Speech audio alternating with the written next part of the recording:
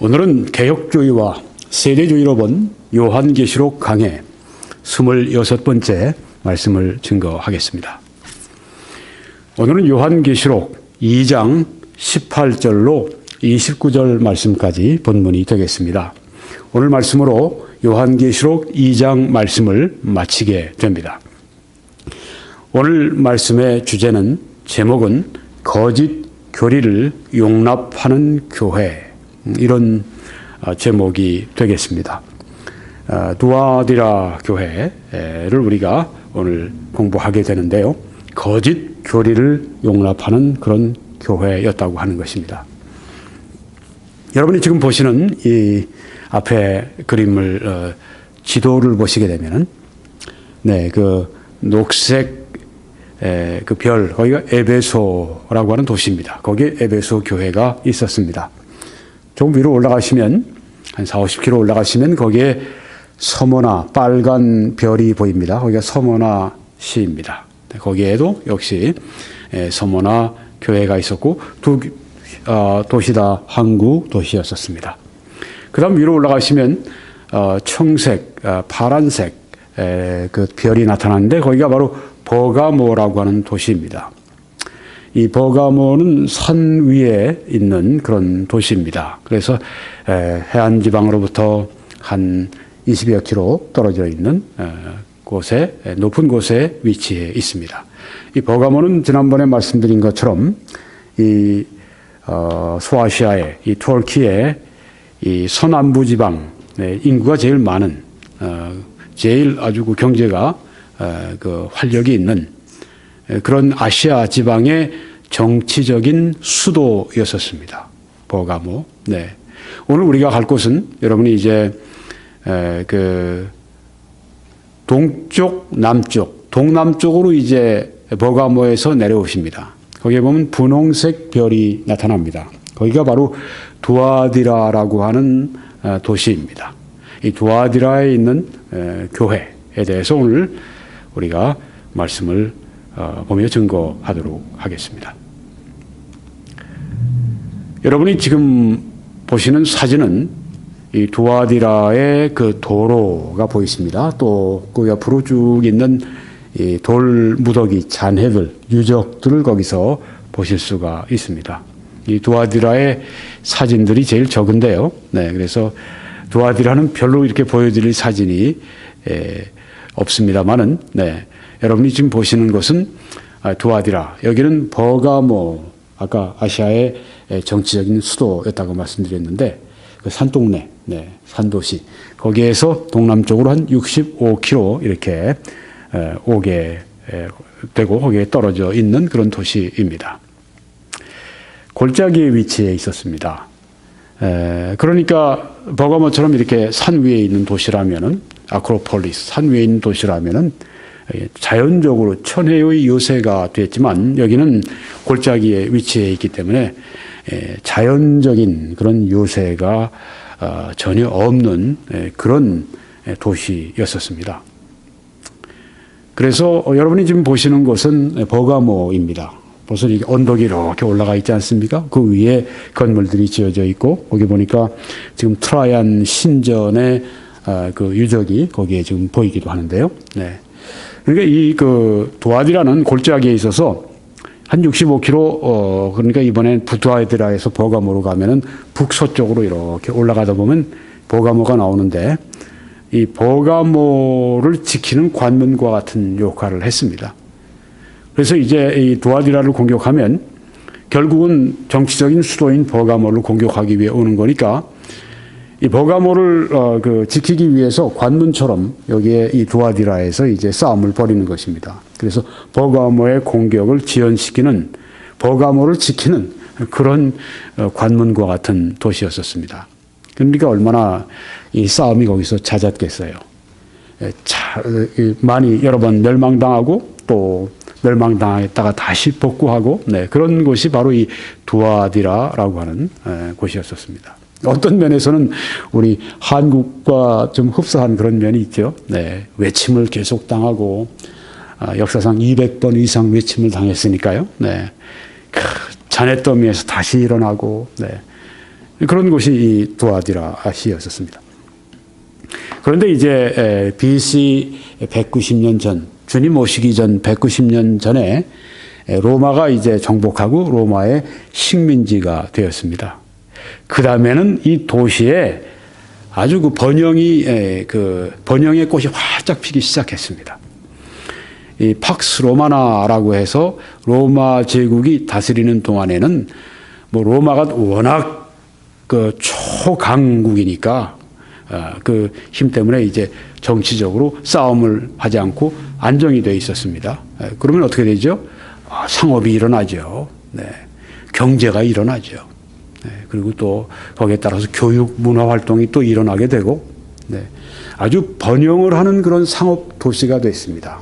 전에는 그저 외적 침입들이 들어와서 치고 또 더 버감으로 가고 그런 곳이었는데 이제는 아주 번영을 하는 그런 상업 도시가 됐고, 그 이쪽으로 버가모, 그 다음에 서머나, 그리고 에베소, 우리가 봤던 해안가 도시들을 연결해주는 그런, 이 사통팔달과 같은 도시가 되었습니다. 로마의 우편물을 수송하는 도로였으니까 얼마나 이 도시가 아주 발달할 수 있는 곳에 위치해 있는가 아실 수가 있죠. 네. 지금 같은 뭐 거기에 철도도 통과할 거고, 뭐 고속철도 통과할 거고, 네. 대전과 같이 뭐 거기에 또 뭐 고속도로도 통과할 거고, 네. 뭐 지금과 같은 현대 같다면 이제 뭐 국제 비행장도 생길 거고, 네. 이런 곳인데 요한계시록이 쓰여질 당시에는 아주 전성기를 맞이했다고 그렇게 합니다. 여러분이 지금 보시는 먼저 사진을 좀 볼까요? 네. 뒤에 지금 네 명이 지금 앉아서 두 사람 서서 뭘 주고받는데 뭐 같습니까? 신발이죠. 네. 구두. 네. 신발. 밑에서는 지금 막 신발 만들고 구두 만들고, 네. 사람들이 이렇게 모여서 조합을 이룹니다. 노동조합을 이룹니다. 이걸 길드라고 합니다. 지금 이건 중세시대의 모습을 보여주고 있습니다만은, 네, 두아디라시도 이렇게 길드가 아주 발달해 있었습니다. 상업도시로 그렇게 큰 도시니까 아주 상업을 하는 사람들이 서로 이제 모여서 이렇게 노동조합, 현대로 얘기하면 노동조합 같은 걸 많이 이루었습니다. 아주 잘 발달되어 있었는데, 특별히 양털 산업이 발달이 되어 있고요. 그러니까 양털 길드, 노동조합이 또 굉장히 발달이 되어 있었고, 염색물을 아주 잘 만드는 그런 도시였었습니다. 염색물은 뭐 옷 같은 거 하려면 색깔들이 다양하지 않습니까? 그런 옷 물들이는, 네. 특별히 자주 색깔의 염색물이 여기서 아주 잘 나왔다고 그래요. 그다음에 면, 또 의류 산업, 또 염색, 또 가죽 산업, 도자기, 또 제빵, 노예상인, 뭐 여러 산업들이 다들 이제 길드, 노동조합을 이렇게 해서 그렇게 산업을 발달시켜서 여기에는 아주 이 길드에 다 상업 활동하는 사람들이 주로 사는 도시니까 이 노동조합의 길드에 이렇게 함께 모여서 협회, 조합, 이런 걸 조직하기 때문에 빠지면은 여기서는 이 사업을 제대로 할 수 없는, 그래서 어려움을 당할 수 있는 그런 곳이었다고 합니다. 여기 사도행전 16장 14절에 보니까 두아디라시의 말씀이 나오죠. 네. 자색 옷감, 조금 전에 말씀드렸습니다. 자줏빛깔 염색물로 유명한 도시니까, 네. 자색 옷감 장사로서 사업을 하는 분이에요. 하나님을 섬기는 루디아라 하는 한 여자가, 여기 하나님을 섬긴다 하실 때 아직 그리스도인이 된 건 아닙니다. 그렇지만 이 히브리인들이 믿고 있는 여호와 하나님을 어느 정도 들은 사람이에요. 그리고 하나님을 어느 정도 섬기는 사람이에요. 아직은 구원받지 않았습니다. 아직은 그리스도인 되지 않았습니다.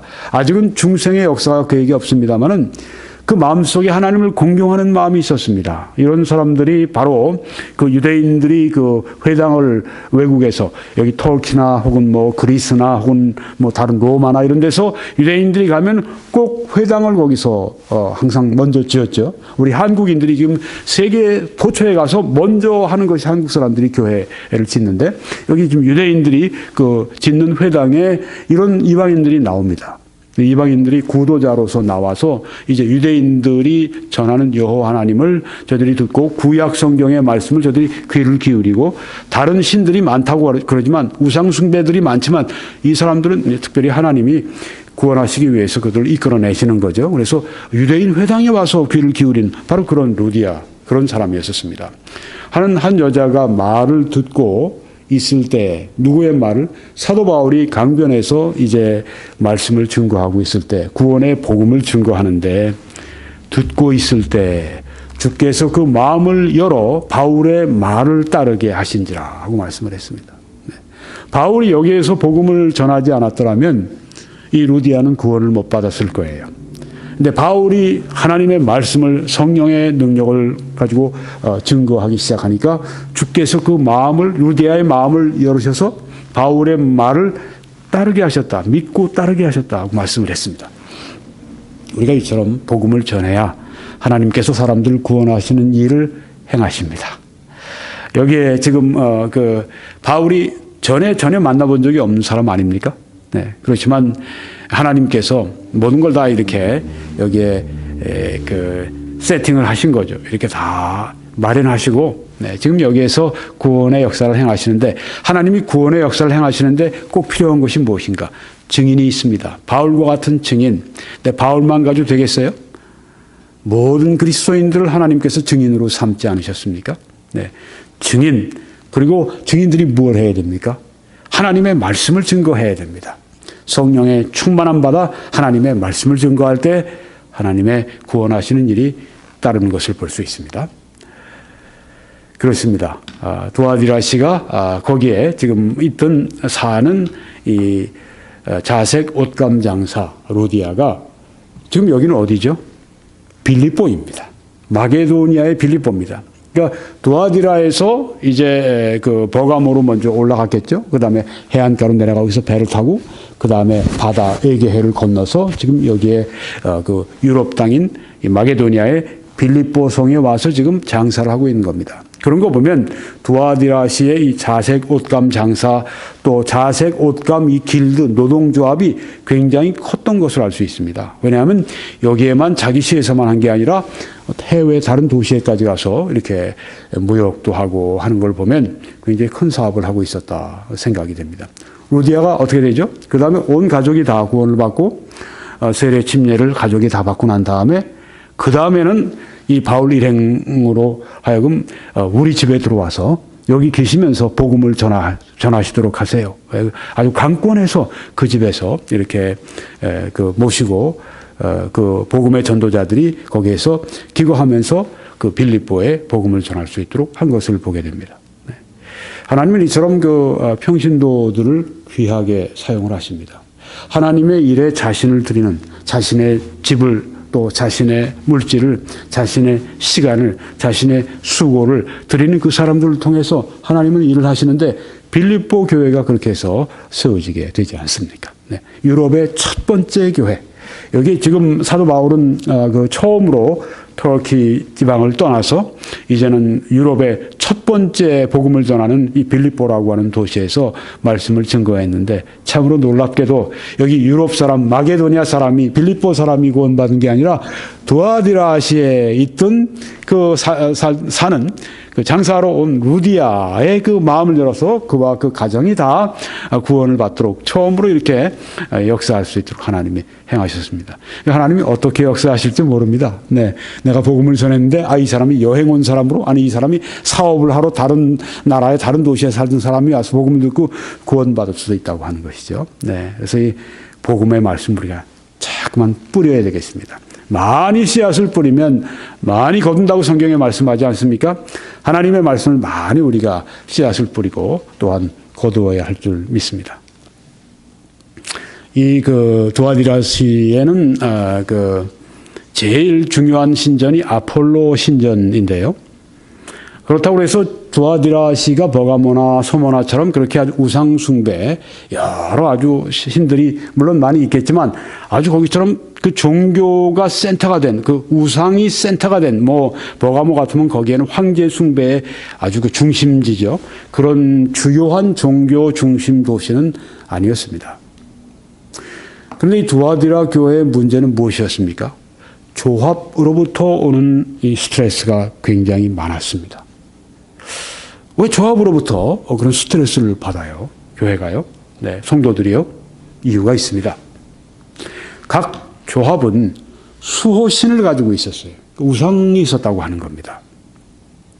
요새도 뭐 우리 보면 드라마 같은 거 한국에서 이렇게 촬영 시작하려고 그러면 돼지머리 놓고 고사부터 다 지내게 그렇게 하지 않습니까? 네. 바로 그런 식이에요. 수호신을 가지고 있어서 이 수호신을 공경하는 축제들을 벌이곤 했었습니다.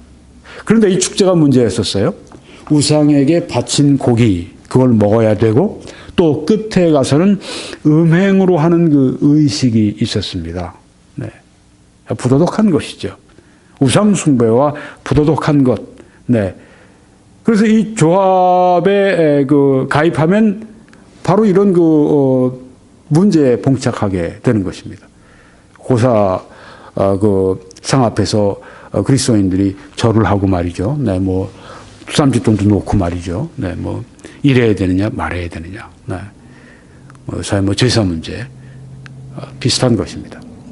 자, 그러면 이 조합을 내 신앙에 이건 아주 걸림돌이 되고 나는 이렇게 할 수 없다 해서 조합을 이탈하면 어떻게 되나요? 그러면 생업에 큰 지장이 초래가 됩니다. 사업에 엄청난 지장이 초래가 됩니다.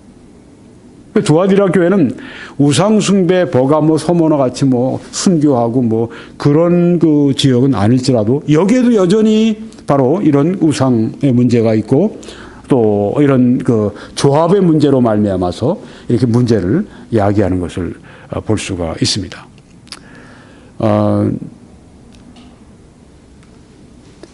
이 서머나 교회의 문제는 무엇이었습니까? 실상은 유대인이 아니요 사탄의 회당이라 하는 말씀이 나오는데 유대인들은 유대인들인데 이 사람들이 보통 유대인들이 아니라 사탄이 쓰는 일꾼들이다. 유대인들이 굉장히 서머나 도시에 여론을 나쁘게 조성을 했죠. 네, 그래서 그리스도인들이 아주 악한 자로 그렇게 그리스도인들을 매도해버리고, 네, 그리고 그렇게 어려움을 많이 주었습니다.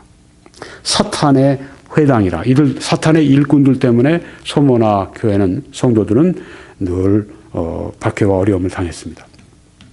버가모 교회의 문제는 또 뭐였었습니까?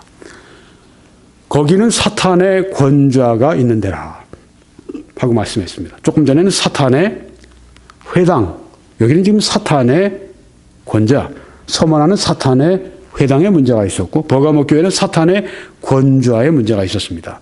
사탄의 이런 그 보좌가 있었는데 무엇을 말합니까? 황제 숭배를 말하죠.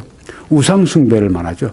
무엇보다 황제 숭배입니다. 여러분이 지금 보시는 사진의 큰 기둥들은 그 트라이안이라고 하는 로마 황제를 이제 신으로 만들어 섬기는 바로 그런 신전입니다.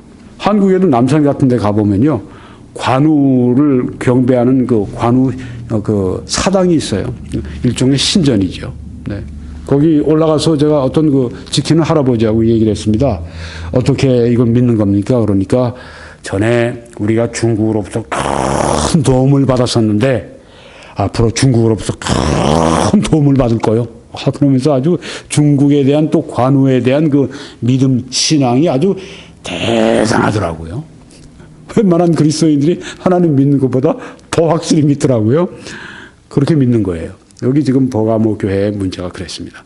사탄의 권좌가 있다. 거긴 황제를 숭배하는 아주 정치적인 수도였었으니까 거긴 로마 제국의 그 지역, 아시아 지역의 로마의 속령 아시아의 바로 수도니까 거긴 뭐 아주 황제 숭배 때문에 너무너무 어려움을 이 버가모 교회가 가지고 있었습니다. 두아디라 교회의 문제는 무엇입니까? 이 말씀이 있습니다. 계시록 제가 여기 잘못 적었습니다. 2장 24절입니다.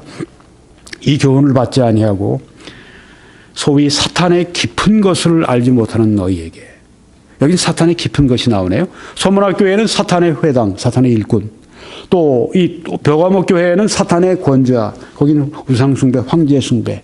지금 두아디라 교회는 사탄이라는 말이 나오는데 이번에는 사탄의 깊은 것이라고 나옵니다. 사탄의 깊은 것이 무엇인가? 여기 문맥을 통해서 보면 우상 숭배하는 것과 음행 의식이 사탄의 깊은 것입니다. 이런 것들 보면 이제 이단들은 아주 그냥 이거 사기쳐 먹기에 딱 아주 좋은 말이다. 사람들이 이것 때문에 고개를 갸우뚱하고, 야, 이게 뭘까? 이런 것만 잡으면 아주 이걸 가지고서 그냥 요리를 하는 거니까 말이죠. 다른 게 아닙니다. 사탄의 깊은 것은 사탄이 가지고 있는 게 뭡니까? 죄지요. 네. 멸망할 짓이죠. 죄죠. 사탄의 깊은 것이라고 해봤자 뻔하죠. 죄죠. 우상 숭배와 여기에서는 음행의식, 사탄의 깊은 것을 알지 못하는 너희, 이것이라고 하는 것입니다. 네, 다시 한번 정리합니다. 서문학교에서는 사탄의 회당이 문제였습니다. 즉 사탄의 일꾼, 유대인들인데 그들은 결국은 복음을 방해하는 사탄의 일꾼들. 그런데 여기 버가모 교회에서는 무엇이 문제였죠? 사탄의 권좌가 거기 있었습니다. 사탄의 보좌가 있었습니다. 황제 숭배가 얼마나 이 그리스도인들에게 압박을 그리고 박해를 주는지를 알 수가 있는데, 지금 두아디라 교회는 또 사탄의 깊은 것에 문제가 있었습니다. 그것은 우상 숭배와 음행 의식을 거기에 말하는 것입니다. 여기에 대해서 이제 좀 자세히 말씀을 드리려고 합니다. 여러분이 지금 보시는 이 사진, 여기에 지금 교회 같지 않죠. 근데 이게 사도 요한 기념 교회, 이런 옛 교회 터가 여기에 지금 있는 것입니다. 네, 이게 두아디라에 있는 교회 유적입니다. 요한 기념 예배당인데요. 어떻게 두아디라 교회가 시작이 됐을까? 네, 두 가지로 우리가 추측을 합니다. 성경엔 분명히 나와 있지 않으니까 추측을 하는 건데, 네, 루디아 가족, 아까 말씀드린 이 빌립보에서 강가에서 사도 바울이 말씀을 증거하는데, 그 말씀을 듣다가 마음을 열어 하나님이 깨닫게 하시고 구원해 주신 루디아, 그리고 가족, 이들이 사도 바울 일행을 빌립보에서 그들이 복음 전하도록 하는데, 거기서 빌립보 교회 개척하는데 돕지 않았습니까? 그러니까 루디아 가족은 빌립보 교회를 개척하는 개척자들이었습니다. 바로 그들의 루디아 가족의 집이 바로 교회가 거기서 모였을 거라고 생각이 됩니다. 거기뿐이 아니라 거기는 자기들이 본래 사는 데가 아니라 루디아는 본래 이 두아디라에 사는 사람이니까 두아디라로 가서 자기 고향으로 가서 거기에서 분명히 교회를 개척을 했을 것이다, 이렇게 생각하는 분들이 있습니다. 근데 또 그거보다는 바울이 에베소에서 사역한 결과로 바로 두아디라에도 교회가 개척이 됐다, 이렇게 보는 분들이 더 많은 것 같아요. 네, 여기 말씀 근거가 여기 있습니다. 사도행전 19장 9절에 바울이 그들을 떠나 제자들을 따로 세우고, 여기 왜 누구를 떠났죠? 사탄의 회당. 네, 아주 유대인들이 바울을 박해하고 바울이 복음 전하는 걸 회방하고, 네, 그들을 이제 떠나서 그들에게 더 이상 복음 전하지 않고, 네, 회당 가서 복음 전하는 일을 여기 중단한 것으로 보입니다. 그리고 제자들을 따로 세우고, 주님의 말씀을 잘 받는 그 제자들을 따로 세우고 두란노 서원에서 날마다 강론하니라. 그러니까 여기는 바울이 에베소에 세운 최초의 신학교라고 볼 수 있습니다. 평신도 성경학교라고 볼 수 있습니다. 평신도 성경대학이라고 볼 수 있습니다. 여기서 또 두란노 서원에서 아마 사역자들도 많이 일어났겠죠. 두란노 서원에서 날마다 강론하니라. 하나님의 말씀을 유대인 회당 가면 토요일 날 모이죠. 근데 여기 두란노 서원에서는 날마다 하나님의 말씀을 가르쳤습니다. 2회 동안 이같이 하니, 와, 365일을 2번 해보십시오. 어떻게 됩니까?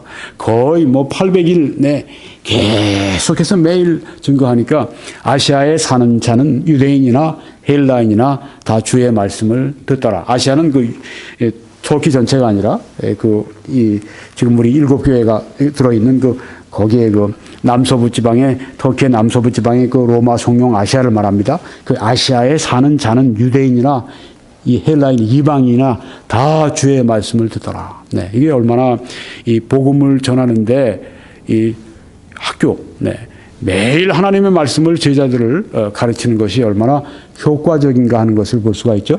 물론 바울 사역이니까 그런 면이 있지만 또 바울이 여기서 방법을 우리에게 가르쳐 주고 있습니다. 제자들을 가르쳤습니다. 그러니까 그 제자들이 어떻게 됐을까요? 그 말씀을 들고 갔겠죠. 두아디라에서 온 사람들은 두아디라에 가서 말씀을 전하고 그러다 보니까 거기 한두 분이 모여서 우리도 여기서 함께 예배드립시다. 그래서 교회를 시작해서 그때는 뭐 교회당 불려서 교회당 세우고 예배드리는 게 아니잖아요. 거기선 그냥 집에서 함께 모여서 예배를 드리면서 교회를 거기서 모이고 했었습니다. 네. 지금 이렇게 해서 아마 두아디라의 교회가 세워졌으리라 보는 것입니다. 그 다음에 이제 2장 18절 말씀으로, 본문 말씀으로 우리가 돌아가겠습니다. 두아디라 교회의 사자에게 편지하라. 또 목회자에게 편지하라. 하는 말씀입니다. 두아디라의 목회자, 목사가 이 편지를 받을 때 마음이 편치가 않았을 것입니다. 왜요? 그 눈이 불꽃 같고 그 발이 빛난 주석과 같은 하나님의 아들이 이르시되, 네, 눈이 불꽃 같았다. 그 발이 빛난 주석 같았다. 네. 그리고 하나님의 아들이 말씀하셨다. 여기에 지금 나와 있는데요. 자, 우리가 앞에 1장에 보니까 거기에는 예수님이 인자라 그렇게 말씀하셨는데 바로 이 2장 18절에 보니까 예수님은 하나님의 아들이다 그렇게 말씀하셨습니다. The Son of Man, 인자, 사람의 아들, 인자. 네. The Son of God, 하나님의 아들 다르죠. 사람의 아들이라고 하는 표현과 하나님의 아들 다르죠. 네. 인자, 그 말은 The Son of Man, 사람의 아들이라는 뜻입니다. 자, 그러면 인자라는 말씀이 1장 13절에 나오고 하나님의 아들이 2장 18절에 나오는데 왜 어떤 뜻이 있습니까? 인자라고 하는 것은 예수님의 겸손하신 그 모습, 또 예수님의 긍휼이 가득하신 모습이 인자라고 하는 표현에 배어 있다고 하는 것입니다. 우리를 위한 대제사장으로서 우리를 위해 늘 간구해 주시고 중보 기도해 주시는 바로 예수님을 인자라 이렇게 표현을 한 것입니다. 또 예수님은 우리를 겸손하시고 긍휼하신 인자의 모습을 여기서 볼 수 있고요. 또 하나님의 아들, 여기에서는 예수님이 하나님 되심을, 예수님의 신성을 강조하는 것이죠. 본질상 예수님은 하나님이시다. 네. 하나님 하면은 일반 사람들은 다 아버지만 생각을 해요. 하나님, 하늘에 계신 아버지만 생각합니다. 그렇지만 하나님에는 우리가 삼 위에 하나님이 계시다고 하는 것을 아셔야죠. 네. 그래서 성부 하나님이 계시고 하나님 아버지가 계시고 여기 예수님은 성자 하나님이시고 성령께서는 성령 하나님이시고 하나님의 아들은 하나님 되심을 강조하고 있고 또 심판주를 강조하고 있다고 하는 것입니다. 네. 인자는 겸손과 긍휼, 우리와 모든 일에 우리와 같이 시험을 받으셨으되 죄는 없으시니라 말씀하셨죠. 우리와 같이 다 시험을 받으셨기 때문에 우리의 시험을 능히 도우실 수 있다고 말씀을 했습니다. 그리고 이제 나온 말씀이 하나님이 우리에게 시험을 주실 때 당할 수 없는 시험은 주시지 않는다. 그렇게 말씀하신 것입니다. 자, 인자에서 지금 하나님의 아들로 호칭이 바뀌었습니다. 전에는 예수님이 인자라고 호칭하시다 이제는 하나님의 아들이라. 그래서 여기에는 하나님 되심을 강조하고 심판주로서의 그 모습이 여기에 이 표현에 강조가 되어 있다고 하는 것입니다. 그러니까 갑자기 하나님의 아들이라 말씀하셨을 때 바짝 긴장하게 되는 거죠. 네. 그 눈이 불꽃 같은 하나님의 아들이라고 말씀을 했습니다. 눈이 불꽃 같으니까 예리한 눈으로 모든 것을 살펴보신다고 하는 것입니다. 우리가 요한계시록 19장 12절에 보게 되면 거기에는 예수님께서 재림하시는 그때의 모습인데요. 재림하시면서 그 눈은 불꽃 같다고 말씀을 했습니다. 예수님이 재림하실 때는 어떤 때입니까? 그때는 십자가에서 우리를 위해, 죄를 위해 피 흘리시는 속죄하시는 그때가 아니라 이제는 심판하시는 심판주로 오시는 그때입니다. 그런데 그 눈이 불꽃 같다고 했으니까 바로 여기에 두아디라 교회에 그 눈이 불꽃 같은 표현을 했을 때 이 말씀은 심판주로서의 모습을 보인다고 하는 것이죠. 예수님의 눈이 불꽃 같았다. 그 눈에서 숨기는 게 아무것도 없었다. 피할 것이 아무것도 없었다. 예수님은 다 보고 계시다. 예리한 눈으로 모든 것을 살피신다 하는 것이 그 눈이 불꽃 같은 이 표현에 나와 있다고 하는 것입니다.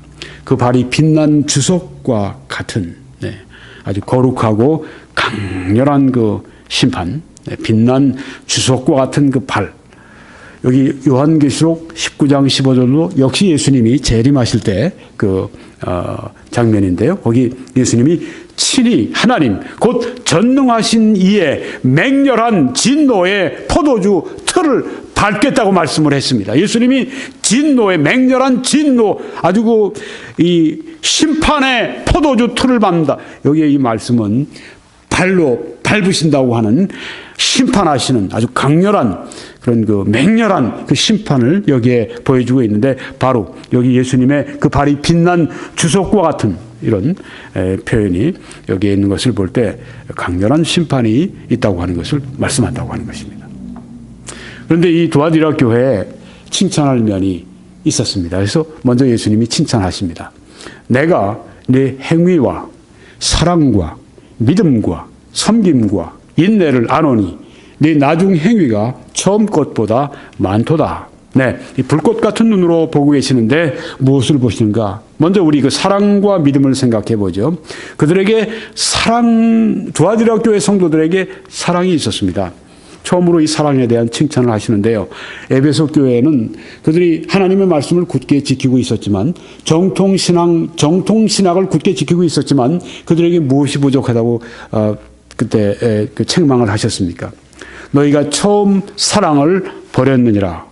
그러므로 처음 행위를 가지라. 이렇게 그들에게 사랑을 버린 것에 대해서 책망을 하셨습니다. 그런데 여기에 이 두아디라 교회는 사랑이 있는 것을 오히려 칭찬하셨습니다. 에베소에서는 사랑 없다고 책망을 에베소 성도들이 받았지만, 여기에 두아디라 성도들은 사랑이 있다고 칭찬을 받았습니다.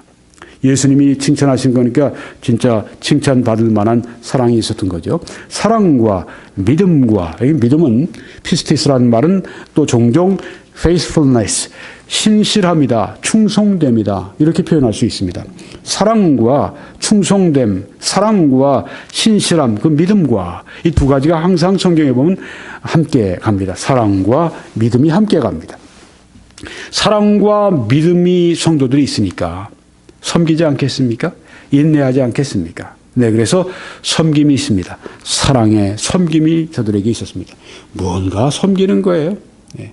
성도들을 통해서 성도들을 섬김으로 하나님을 섬기는 것이고, 교회를 섬김으로 하나님을 섬기는 것이고, 또 밖에 나가서 빛과 소금으로서 다른 세상 사람들을 또 섬기고, 섬김이 참 많이 있었습니다. 그리고 인내가 그들에게 있었습니다. 그들의 믿음의 인내가 그들에게 있었습니다. 그러니까 칭찬받을 만한 면들이 많이 있었죠. 사랑과 믿음과 섬김과 인내가 이 두아디라 교회의 특징이었고 칭찬받을 점이었는데, 더 좋은 거는 네 나중 행위가 처음 것보다 많도다. 그들의 사랑과 믿음과 섬김과 인내, 이런 행함이, 이런 행위가, 이런 공적들이 처음 것보다 나중이 더 많았습니다. 그러니까 처음 한참 하다가 불 꺼지듯이 꺼진 것이 아니라 점점 활활 타오르는 그런 모습을 여기에서 볼 수가 있습니다. 칭찬을 이 두아디라 교회에 이렇게 해 주셨습니다. 근데 그 다음에 말씀은 책망이 나옵니다. 그러나 내게 책망할 일이 있노라. 자칭 선지자라 하는 여자, 자칭입니다. 여자, 나는 선지자다 하면서 지금 자칭 여자 선지자가 나와서 이름이 이세벨입니다. 이세벨이라고 하는 이름은 아마 진짜 이름이라기보다는 그렇게 이 사람의 특징을 이세벨과 같은 특징이라 해서 이세벨이라고 이렇게 별명을 붙여준 것이 아닌가, 이렇게 많이들 생각하는데요. 네, 이 여자 이세벨을 네가 용납함이니, 이세벨이라고 하는 이름을 여러분이 아시죠? 구약에 나오는 그 이세벨, 아합 왕의 그 부인, 그 이세벨, 왕후 이세벨을 말합니다. 이세벨은 아마 성경의 그 신구약 통틀어서 제일 나쁜 여자, 아주 악한 여자, 정말 나쁜 여자, 나쁜 사람, 네, 대표적으로 이 이세벨을 꼽을 것입니다. 이세벨, 네, 이세벨을 여기 이렇게 이세벨이라 했으니 아주 저 나쁜 그 사람인 것을 알 수 있는데, 그 나쁜 그 여자 이세벨을 내가 용납함이니, 이게 문제였었습니다. 사랑과 믿음과 소망과 인내와 섬김이, 행함이 그들에게 있었는데, 그 칭찬을 받았지만 그것만 받으면 얼마나 좋아요. 근데 그들 안에 아주 무서운 책망을 할 요소가 있었습니다. 그건 자칭 여선지자 이세벨을 너희들이 용납하고 있구나 하는 말씀이었습니다. 책망을 하시는 것입니다. 왜 그들을 용납하고 있는가? 잘못된 가르침을 가르치는 이 이세벨을 왜 용납하는가? 하는 말씀이에요. 그러니까 이렇게 거짓 교사를 용납하는 것에 대해서 여기에 주님께서 아주 무섭게 책망하시는 걸 볼 수 있죠. 또한 성령님께서 하나가 되셔서 아주 여기 책망하시는 걸 볼 수 있습니다. 네가 용납함이니. 왜? 조금 이따 보면은 성령이 교회들에게 하시는 말씀을 들을지어다 그렇게 말씀하셨기 때문입니다. 여기 주 예수님으로부터 지금 사도 요한이 받아 기록하니까 예수님이 하신 말씀이다 할 수 있지만 또한 뒤에 보면 성령이 이 말씀 교회들에게 하시는 말씀을 들을지어다. 그러니까 예수 그리스도와 또한 성령께서 함께 하시는 말씀이라고 하는 것입니다.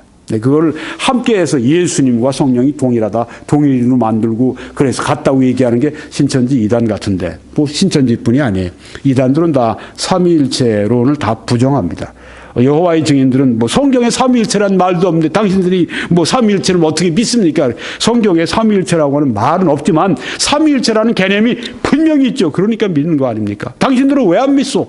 성경에 삼위일체 개념이 분명인데 왜 안 믿어? 저들은 안 믿는 이유가 있어요. 예수님을 다 하나님보다 작은, 네, 아주 그냥 그 소문자로 아주 그렇게 얘기를 합니다. 소문자로 하나님, 소문자 하나님, 하나님 아버지는 대문자 하나님, 예수님은 이제 소문자 보통 일반 다른 뭐 그런 그 종교 우상숭배하는 데서 말하는 그 신과 같은 그런 정도의 크기로 이렇게 해놓는단 말이에요. 뭐 그 사람들 하는 얘기는 뭐 천사장 미가엘이라고까지 이렇게 예수님을 격화시키니까 할 말 없어요. 그 사람들에게. 그런 게 성경에 어디 있습니까? 이단들은 이 삼위일체를 부정해요. 자, 여기에 다시 돌아가세요. 이세벨을 네가 용납함이니 그가 내 종들을 가르쳐 꾀어 행음하게 하고 우상의 제물을 먹게 하는도다. 아까 말씀드렸죠? 그 노동조합들이 길드들이 이제 자기들 수호신이 있는데 그 수호신을 이제 공경한다고 이 파티를 여는 거예요. 축제를 여는 거예요. 페스티벌을 해요. 거기에는 꼭 이런 우상의 제물, 우상 앞에 고기를 바치고 그 다음에 그걸 가지고서 먹고, 네, 그리고 또 결국은 그 의식 가운데 행음하는 의식이 있고, 네, 이렇게 한다고 하는 것입니다. 이세벨은 교회 안에 있으면서 사람들에게 괜찮아. 그거 뭐 우리 영이 거룩하면 돼. 육적으로 하는 거 이건 뭐 옛날에 나스틱 이단이 그랬습니다. 영은 거룩한 것이고 육은 더러운 것이고, 네, 그래서 영만 거룩하면 되고 육은 괜찮다. 육은 죄 지어도 괜찮다. 이런 이단이 있었는데 바로 그 나스틱 이단의 전신이 아니었는가 이렇게 생각하는 학자들도 있습니다만, 네, 여기 지금 여자 이세벨은 지금 그렇게 하는 것이 종들을 가르쳤습니다. 교회 안에서 있으면서 가르쳐서 이 성도들에게 얘기를 합니다. 괜찮아. 노동조합 그거 만약에 탈퇴하고 나면 얼마나 힘들어. 그렇게 할 필요 없어. 노동조합 안에 있으면서 거기서 하라는 대로 해. 우상의 뭐 재물 먹어도 괜찮아. 뭐 행음하는 거 그거 의식도 괜찮아. 참여해도 괜찮아. 다 그거 괜찮은 거야. 이렇게 가르쳤다고 하는 것입니다. 이게 가능한 이야기입니까? 안 되죠. 있을 수가 없는 이야기죠. 그러니까 이세벨을 내가 용납했다. 여기에 아주 강력한 책망이 여기에 있습니다. 그래서 하나님의 아들로서 그렇게 말씀하시면서 또한 불꽃 같은 눈으로 그리고 빛난 주석 같은 발로 나타나신 예수님이 지금 여기에 이 목회자에게 두아디라 교회 목회자에게 지금 강력하게 책망하시는 것이 있습니다. 이세벨을 내가 용납하고 있다. 거짓 교리를 용납하고 있다. 수용하고 있다. 방치하고 있다. 잘못이다 하는 것을 여기에서 말씀하고 있는 것입니다. 아마 이 두아디라 교회 목회자나 두아디라 교회 성도들은 그랬는지 모르죠. 사랑으로 다 품어야죠. 다 우리가 서로 연합해서 잘 지내야 되지 않겠습니까? 근데 여기 하나님께서는 다른 말씀을 하고 계세요. 네. 내가 이세벨을 용납함이니. 네. 오늘날도 그런 교단들도 있어요. 그래서 보수적인 교단인데도 불구하고 거짓 교리, 잘못된 교리들을 그들이 그냥 수용하고, 좋은 게 좋은 거야. 서로 그냥 그냥 지내. 서로 좀 다른 거 서로 인정하고 이게 아니라고 하는 거죠. 여기 성경에 보게 되면 하나님, 여기 우리 주님께서는 네가 그 여자 이세벨을 용납함이니. 왜냐하면 그들이 죄를 짓게 만들고 있기 때문이라고 하는 것이죠. 요새 그 일반 얼마 전에 PCUSA라고 미국 장로교 교단인데 아주 보수적인 장로교 교단입니다. 그런데 거기에서 어떤 결정을 내렸냐 하면은 그 동성연애자들, 그 사람들을 이제 좀 환영하자. 그리고 동성연애자들 이제 와서 목사에게, 우리 장로교 목사들에게 주례를 부탁하면 이제는 교회당도 빌려주고 또 그 교회당에서 그 사람들 서로 결혼하는데 주례도 쓰자. 네. 이걸 놓고 오랫동안 싸우다가 결국은 다수가 그쪽으로 기우는 바람에 그 CP, 그 보수적인 미국의 교단이, 장로교단이 그렇게 바뀌었어요. 변질돼 버렸습니다. 물론 이 조항은 달았습니다. 뭐 이제 그 목사가 원치 않으면 안 해도 된다. 그렇지만 목사가 원하면 해도 된다. 한 것이 큰 타협이 된 것이죠. 네. 그래서 그 보니까요, 이 일반 한국 사회나 또 이 미국의 뭐 이민 사회나 이런 데서도 보수적인 사람들이 그것 때문에 성토를 하더라고요. 당신들이 저 동성연애자들 그렇게 그런 면에 대해서 그렇게 당신들이 하면서 신천지 이단 같은 데 대해서 이단이라고 당신들이 얘기를 해? 그러면서 교회를 막 꾸짖고 그러더라고요. 정말 이런 책망, 세상으로부터 이런 책망을 받고 있습니다. 믿지 않는 사람들이. 반면에 이제 그 미국의 보수적인 교단이었던 침례교, 남침례교단 같은 데에는 다시 전에 이런 그 거짓된 가르침들, 자유주의 신앙들 들어와서 성경이 무슨 영감받은 하나님의 말씀이야. 여기 보니까 오류가 많아. 네, 이런 사람들이 심지어 신학교에서 교수가 되고 또 교회 강단에서 목사로 설교하고, 네, 그러던 때가 있었는데 지금은 확 바뀌었습니다. 그래서 아주 하나님 말씀대로 믿고 있는 분들이 이 교단에 다시 그 지휘권을 가지게 되고 지도력을 가지게 되고 그 신학교에 또 그런 지도력을 가지게 되고 그렇게 해서 지금 아주 굉장히 그 감사하게도 미국에서 로마 카톨릭으로 다음 뭐 교단 교파 뭐 얘기한다면 두 번째로 큰 그 교파인데요. 네, 그 미국의 남침례 교단에서 지금 그렇게 말씀대로 정통교회 그 길로 가려고 하는 것은 아주 고무적인 그런 일이라고 할 수 있습니다. 그러니까 지금 여기 두아디라 교회 같은 이 상황에 있던 남침례 교회는 어떻게 됐었냐면 확 바꿔가지고 여기 이세벨을 용납하던 그런 처지에서 이세벨을 막 추방하고 쫓아내고 막 그러는 입장이 되었습니다. 그러니까 어떻게 되죠?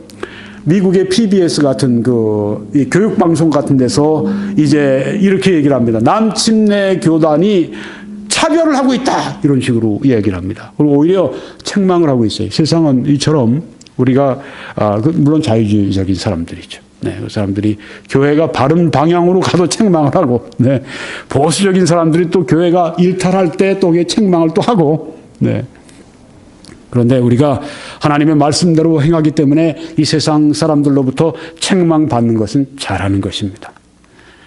상이 큽니다. 그렇게 해야 됩니다. 그런 주의 일꾼들 또 교회들 그런 교단들이 더 많아져야 되겠습니다. 너무너무 안타까워요. 미국의 그 연합감리교회인가요? 거긴 이미 예전에 다 그렇게 변질이 됐고 이제 보수적이라고 하는 장로교회마다 이렇게 변질이 되고 있고 참 정말 미국의 보수적인 복음적인 정통교회 성도들 목회자들이 너무 참 마음의 아픔을 많이 느끼는 때가 지금 때입니다. 물론 캐나다는 벌써 많이 갔고요.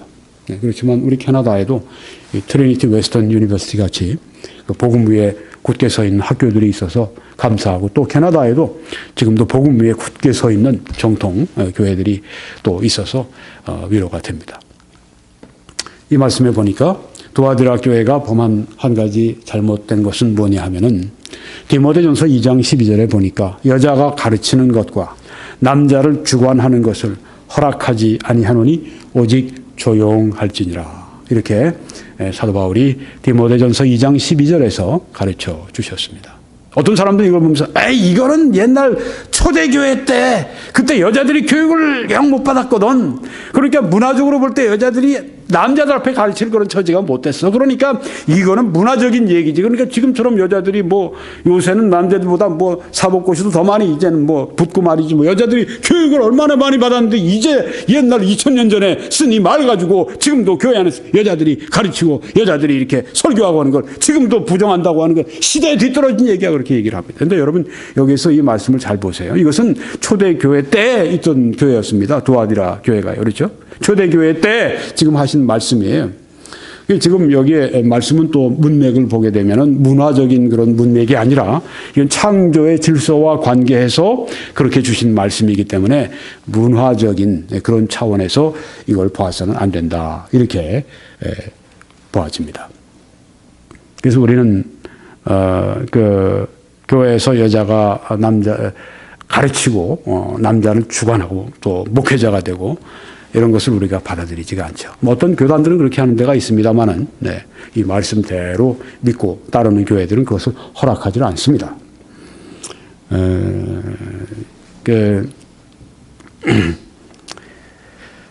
자칭 선지자라 하는 여자 이세벨. 자, 이 말씀을 좀 드려야 되겠습니다. 이세벨은 누군가? 거짓 교사입니다. 네. 또 영적, 도덕적 범죄로 인도하는 그런 사람입니다. 이름이 이세벨인데 구약의 이세벨과 같은 역할을 하는 그런 사람입니다. 이세벨이 어땠습니까? 남편 아합과 이제 결혼하고 난 다음에 온 이스라엘을 우상 숭배와 범죄로 이끌어가는 아주 악한 사악한 그런 여인이었었습니다. 이세벨. 그래서 하나님께서 이 아합 왕이 구약에서 제일 악한 왕이었는데 그 아합 왕에게 하나님께서 네가 정말 잘못 범죄한 것이 있다고 말씀했을 때 뭘 말씀했냐면 이세벨 같은 여자하고 결혼한 것이 그것이 하나님 앞에 큰 범죄라고 그렇게 책망을 하신 것을 성경에서 볼 수가 있습니다. 결혼 잘해야죠. 왕이 결혼을 잘못하고 나니까 이 잘못된 여자가 들어오고 나니까 가문뿐 아니라 온 그 이스라엘 전체가 다 죄 짓는 일에 그렇게 미혹되고 빠지는 것을 볼 수 있습니다. 이세벨 같은 악한 여자가 그런 그 와합 왕 같은 나쁜 왕 옆에 이제 권세를 가지게 되니까 얼마나 이 이스라엘에 악 영향이 미치게 됐습니까? 여기 실족하게 할 때, 다른 사람들을 그 죄로 이끌어갈 때, 이게 실족입니다. 여기 마태복음 18장에 누구든지 나를 믿는 이 작은 자 중 하나를 실족하게 하면, 실족하게 한다는 이 말씀이 뭐 발을 이제 헛디디게 한다는 그런 얘기죠. 실족해서 뭐 낭떠러지에 떨어져 죽었다, 뭐 그런 얘기도 있고 한데, 실족했다, 실족한다고 하는 여기서 이 말씀은 죄를 짓게 한다고 하는 것입니다. 다른 사람으로 하여금 죄를 짓게 만드는 것, 다른 사람이 죄된 길로 가도록 이끌어가는 것, 다른 사람이 죄 짓게 만드는 그 일, 그거 하면 차라리 연자 맷돌이 그 목에 달려서 깊은 바다에 빠뜨려지는 것이 나으니라 이렇게 말씀을 했습니다. 예, 실족하게 만들면 얼마나 심각한 것인가 하는 것을 예수님이 여기 하신 말씀이 연자 맷돌을 그 목에 매달아서 깊은 바다에 빠지는 것, 그것이 차라리 낫다 이렇게 다른 사람을 죄짓게 하는 그 일이 얼마나 무서운 것인가 심각성을 말씀하고 계십니다. 여기 보니까 그 이세벨에게도 예수님께서 기회를 주신 것을 말씀합니다. 또 내가 그에게 자칭 여선지 이세벨 그에게 회개할 기회를 주었으되 자기의 음행을 회개하고자 하지 아니하는도다 하고 했습니다. 자기의 그 음행을, 자기의 그 영적인 음행을 회개하고 도덕적인 음행을 회개하고자 하지 아니하는도다. 회개할 기회가 그 이세벨에게 있었지만 회개의 기회를 저버렸다고 여기 성경에 말씀하고 있습니다. 회개의 기회를 저버리게 되면 어떻게 되죠? 그럼 심판을 받게 되는 것이죠. 여기 우리가 이제 그 이세벨의 최후를 좀 봐야 되겠습니다. 실족하게 하던 이 이세벨이 어떤 최후를 만났는가. 예후가 열왕기하 9장에 있는 말씀입니다. 예후가 이스라엘에 오니 이세벨이 듣고 눈을 그리고 화장을 한 겁니다. 머리를 꾸미고 창에서 바라보다가 예후가 문에 들어오매 이르되 주인을 죽인 너 시므리여 평안하냐? 아니 이렇게 물어보았습니다. 네, 아주 인사치곤 고약한 인사죠. 네, 이 예후가 들어오는데 이세벨이 창문 위에서 바라보면서 주인을 죽인 너 시므리여. 이름이 이제 또 예후가 시므리인데 시므리여 평안하냐? 이렇게 아주 꼬집어서 물어본 것입니다. 네, 아주 빈정거리는 모습이 나오죠. 왜 이 예후는 누구였냐면 이스라엘의 장군이었는데 이 이스라엘의 그 요람이라고 하는 그 왕을 죽인 것입니다. 그리고 오는 것입니다. 근데 요람 왕은 이세벨과 어떤 관계에 있는가? 이세벨의 아들입니다. 아합과 이세벨이 낳은 아들이 요람인데 요람을 바로 그 요람 왕의 그 대신이었던 요람 왕의 장군이었던 이 예후가 죽이고 오는 거예요. 그러니까 자기 아들 요람 왕을 죽이고 오는 이 예후를 바라보고 이세벨이 주인을 죽인 너 시므리여 평안하냐? 너 이 주군을 죽인 너 이 시므리여 예후여 평안해? 이렇게 물어본 것입니다. 그러니까 예후가 얼굴을 들어 창을 향하고 이르되 이 이세벨을 본 겁니다. 내 편이 될 자가 누구냐? 누구냐? 두 번을 물어봅니다. 하니 두어 내시가 예후를 내다보는지라. 네. 지금 이세벨이 저 창문 위에서 자기 아들 죽이고 온 요람 왕을 죽이고 오는 이 예후 장군을 보고 이제 너 주군을 죽이고 너 오는데 너 마음이 평안해? 그렇게 아주 앙칼지게 물어보니까 예후가 지금 창문을 향하고서 말을 합니다. 내 편이 될 자가 누구냐? 누구냐? 그러니까 내시들이 둘이 옆에서 이제 나타난 거예요. 이르되 그를 내려 던져 한 겁니다. 이세벨 그 창문 위에 있는 거 이 땅으로 내려 던져! 떨어뜨려 죽이라는 말에 내려 던짐에 그의 피가 이세벨의 피가 담과 말에 팍 튀어갑니다. 예후가 그의 시체를 밟으니라. 이 어머니 요람 왕을 죽이고 이젠 요람 왕의 어머니인 이세벨까지 지금 여기서 창문에서 떨어뜨려 죽이라고 그러고 그거로 만족하지 못했어요. 시체를 그냥 밟아버렸습니다. 이세벨이 아주 비참한 최후를 여기 당하고 있는 것을 볼 수 있죠. 이걸로 끝난 게 아닙니다. 예후가 들어가서 먹고 마시고 이르되 가서 이 저주받은 여자를 찾아 장사하라. 그는 왕의 딸이니라 하며 이세벨을 이제 저주받은 여자라고 이야기를 합니다. 지금 예후는 왜 이렇게 하고 있습니까? 이게 그 이전에 말씀 보시게 되면 이제 이 하나님께서 엘리사에게 말씀하셨습니다. 이세벨에게 있을 심판을 말씀하시고 이제 이것을 그 예후를 통해서 이룰 것을 말씀하시고 그래서 이제 예후가 그 뜻을 받고 지금 와서 여기 지금 하나님의 심판을 이행하고 있는 것입니다. 그 저주받은 여자 이세벨을 찾아서 장사하라. 그는 왕의 딸이니라. 그래도 그 악한 여자이고 저주받은 여자이지만 왕의 딸이니까 장사는 해줘라. 그런 얘기예요. 가서 장사하려 한즉 그 두 골과 발과 그의 손 외에는 찾지 못한지라 돌아와서 전하니. 자, 먹고 마시고 그동안 시간 지나고 나와서 보니까 이세벨이 몸뚱아리가 없어진 거예요. 두 골과 발과 손 외에는 몸뚱아리가 없어졌어요. 예후가 이르되 이는 여호와께서 그 종 디셉 사람 엘리야를 통하여 말씀하신 바라. 자기 말씀하신 거예요. 이 엘리야가 자기 종을 보내서 이 예후를 이제 그 대신들이 모인 가운데서 나 좀 만납시다. 그러고서 이제 방으로 들어가서 예후에게 기름을 부으면서 당신은 하나님이 왕으로 이스라엘의 왕으로 세우십니다. 그리고 이제 심판을 이제 말씀하시는데 바로 그 심판 그 얘기를 하는 자기가 받은 심판을 얘기하는 겁니다. 예후가 이르되 이는 여호와께서 그 종 디셉 사람 엘리야를 통하여 말씀하신 바라 이르시기를 이스라엘 토지에서 개들이 이세벨의 살을 먹을지라. 그러니까 이세벨의 몸뚱아리가 다 없고 그냥 두 골과 발과 뭐 이런 손 이런 것만 남았는데 몸뚱아리가 어디 갔는가? 예언하신 대로 개들이 이세벨의 살을 개들이 다 먹어버린 거예요. 이세벨이. 네.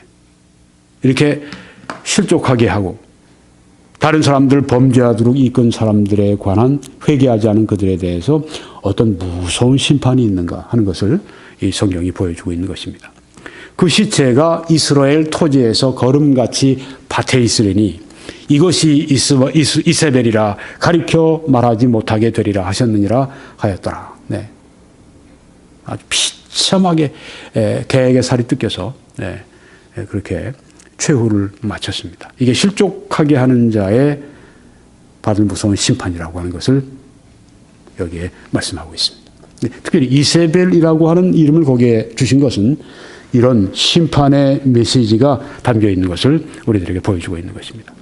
보십시오. 그에 대한 말씀이 직접 나옵니다. 계시록 2장 22절에 볼지어다 내가 그를 침상에 던질 터이요. 이세벨을 여선지 자칭 여선지 그 죄인 여선지 거짓 교사 이세벨을 침상에 던질 터이요.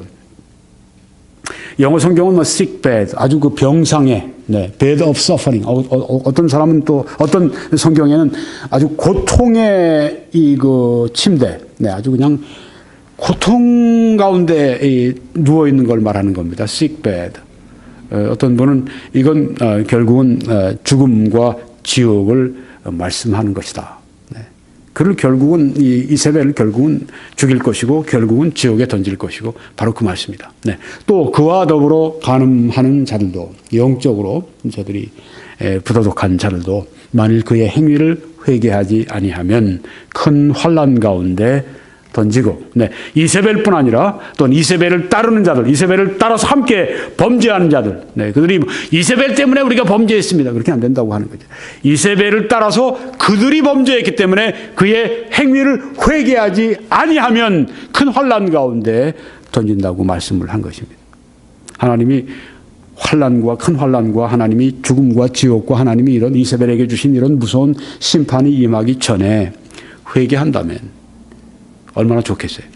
회개하지 않으면 그렇게 된다고 하는 것입니다. 어떤 경우 성경에는 이런 심판도 있습니다. 요한 1서 5장 16절에 사망에 이르는 죄가 있으니 이런 데에 대해서는 기도하지 말라, 구하지 말라 이렇게 한 말씀이 있습니다. 그러니까 사망은 어떤 아주 갑자기 죽는 겁니다. 급사하는 겁니다. 급사하는 그 심판이 있다고 하는 거죠. 우리가 사도행전 5장에 보면 아나니아와 삽비라가 있죠. 아나니아와 삽비라가 있는데 그 사람들이 급사하는 걸 볼 수 있죠. 먼저 남편이 죽고 그 다음에 아내가 또 죽고 베드로에게 땅 판 거 가지고 거짓말하다가 내가 나에게 거짓말하는 게 아니라 하나님께 거짓말했다. 그러고서 이제 즉시로 급사하는 그 심판이 있었는데 그런 심판이 그 아나니아와 삽비라뿐 아니라 일어난다고 하는 겁니다. 급사한 그런 심판, 사망에 이르는 죄가 있다. 또 내가 사망으로 그의 자녀를 죽이리니 사망으로. 자녀는 여기 이세벨의 자녀는 영적인 자녀들, 그 이세벨의 제자들 말하는 것입니다. 함께 죄 짓는 제자들. 모든 교회가 나는 사람의 뜻과 마음을 살피는 자인 줄을 알리라. 이렇게 죄에 대해서 하나님이 심판을 행하시면은 그것 때문에 다른 성도들이나 다른 교회들이 보고 야 하나님이 정말 거룩하시다. 하나님이 정말 죄를 심판하신다 하는 것을 알게 되고 그 하나님께 결국은 영광이 되죠. 사람들이 거룩해져야 되겠다고 하는 결심을 하게 되니까요. 내가 너희 각 사람의 행위대로 갚아 주리라. 우리가 구원받을 때에는 예수님의 십자가에 못 박혀 죽으신 그 예수님의 공로 100% 예수님의 공로 때문에 우리가 그 공로를 믿음으로 말미암아 구원받습니다마는 구원을 받고 난 이후에 그 다음에는 행함으로 상급을 받는다고 성경에 도처에 말씀을 하고 있습니다. 이 말씀은 우리가 교리와 행실에 있어서 하나님은 거룩하길 원하신다고 하는 것을 말씀합니다. 행실만 거룩한 것이 아닙니다. 교리도 거룩해야 됩니다. 교리도 하나님의 말씀 위에 서 있어야 됩니다. 우리의 행실만 이 하나님의 말씀을 따라 세워지는 것이 아니라 우리의 믿는 바, 우리의 신조와 우리의 교리도 이 거룩한 하나님의 말씀에 그대로 그 위에 세워지기를 원한다고 하는 것입니다. 왜요? 우리의 결국 믿는 바가 우리의 행동으로 나타나고 우리 생각하는 바가 결국은 우리의 행실로 드러나기 때문에 교리는 아주 중요한 것입니다. 사도 바울은 항상 이 서신을 쓰실 때 보면 먼저 교리에 대해서 말씀을 분명히 하시고 난 다음에 후반부에 가서 행실에 대해서 이 교리를 어떻게 우리의 행함으로 바꿀 것인가, 어떻게 행함으로 적용할 것인가, 항상 교리와 행실을 함께 강조해 있습니다. 우리도 교리와 행실이 함께 거룩하기를 하나님이 원하신다고 하는 것을 보는 것입니다. 교리적인 순결, 교리적인 거룩함, 이거 매우 중요하다고 하는 것입니다. 행위대로 갚으신다는 말씀이 여기에도 있습니다. 인자가 아버지의 영광으로 그 천사들과 함께 오리니 그때 각 사람이 행한 대로 갚으리라고 말씀을 했습니다. 여러분과 제가 행한 대로 하나님께서 갚아주시겠다. 여기에도 보라, 내가 속히 오리니 내가 줄 상이 내게 있어 각 사람에게 그가 행한 대로 갚아주리라.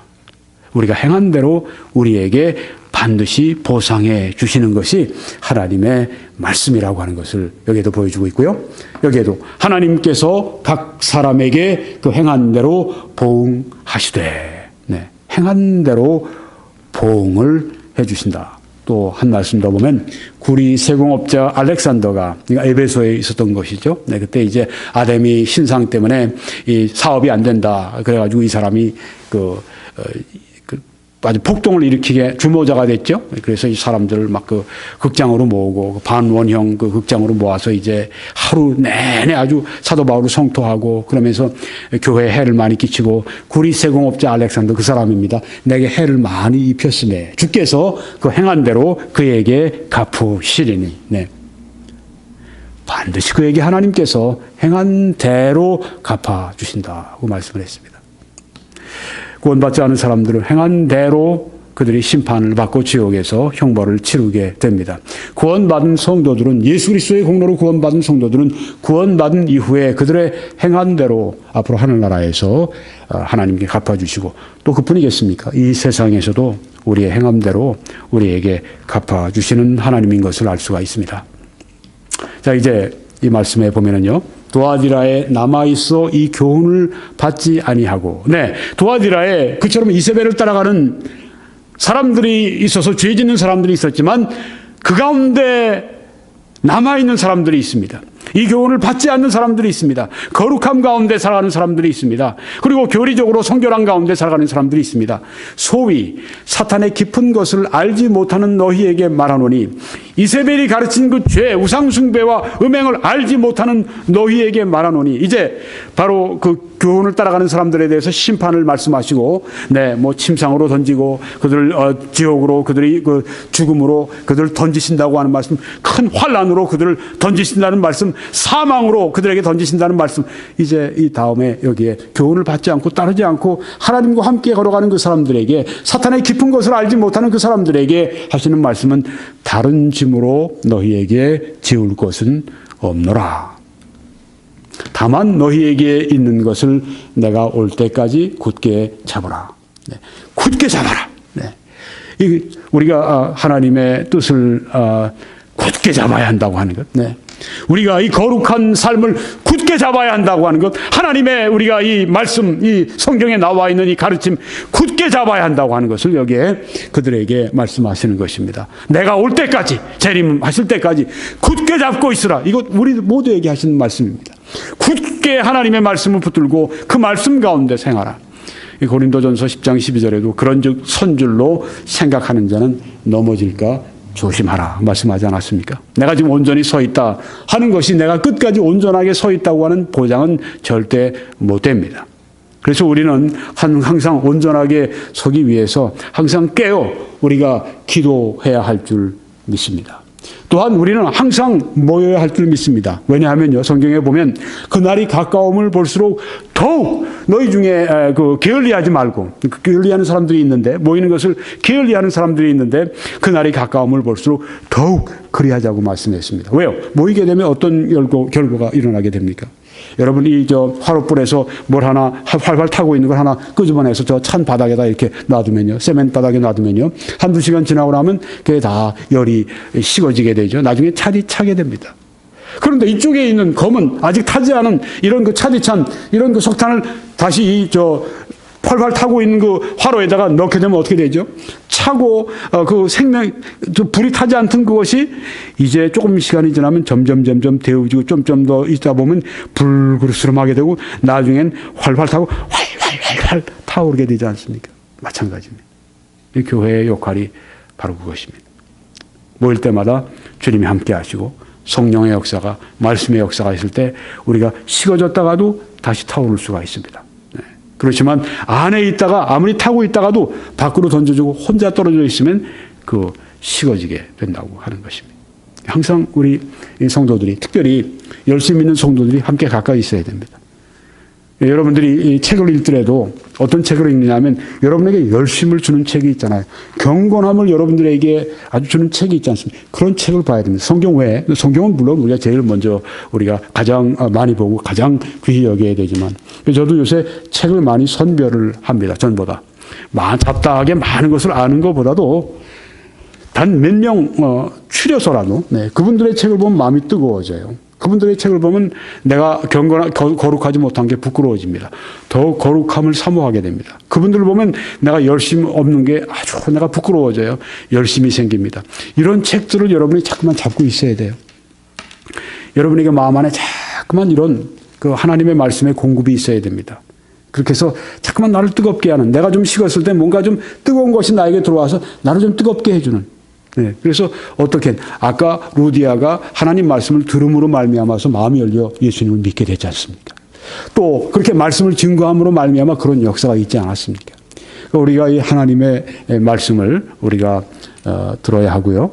또 우리가 하나님 말씀 읽어야 하고요. 또 우리가 그 외에 영적인 서적들도 읽어야 하고요. 그런 그리스도인들을 우리가 만나야 하고요. 절대 홀로 떨어져서 혼자 잘할 것으로 생각하면 안 됩니다. 이제 이 말씀으로 마치겠습니다. 이기는 자와 끝까지 내 일을 지키는 그에게 만국을 다스리는 권세를 주리니. 만국을 다스리는 권세. 이기는 자, 끝까지 내 일을 지키는 자. 두아디라 교회에도 동일하게 이렇게 약속을 주십니다. 끝까지 주님과 함께 걷는 사람들 이기는 자들입니다. 끝까지 거룩한 길에서 주님과 함께 동행하는 사람들 이기는 자들입니다. 나를 버리고 나를 십자가에 못 박고 십자가에 못 박힌 나를 바라보고 이제는 그리스도가 내 안에 사시도록 하는 사람들 이기는 자들입니다. 이기는 자와 끝까지 내 일을 지키는 그에게 만국을 다스리는 권세를 주리니. 우리가 세대주의로 보면 천년 왕국이 되겠죠. 또 개혁주의로 보면 이제 하늘에서 주님과 함께 다스리는 권세겠죠. 권세를 받는다고 말씀을 했습니다.